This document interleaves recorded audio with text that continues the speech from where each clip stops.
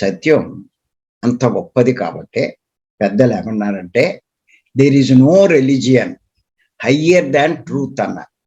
అంటే సత్యం కంటే గొప్ప మతం లేదు. అటువంటి సత్యాన్ని దర్శించలేం. అందరూ మతాన్ని పట్టుకుంటారు.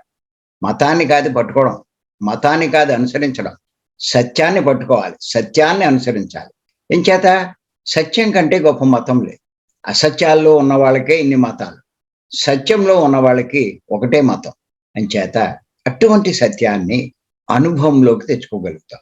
ఆ సత్యం కనుక మనకి అనుభవంలోకి వస్తే అందరూ ఒకటే, అన్నీ ఒకటే, అంటే అంతా నేనే, నేనే అంతా అన్నట్టుగా జీవించగలుగుతాం. అప్పుడే మనకి సత్యం అనుభవంలోకి వచ్చినట్టు. అందుకే పత్రిక చెప్తారు, జీవిత లక్ష్యం ఏమిటి అంటే అంతా నేనే, నేనే అంతా అన్న స్థాయికి ఎదగడం అంటారు.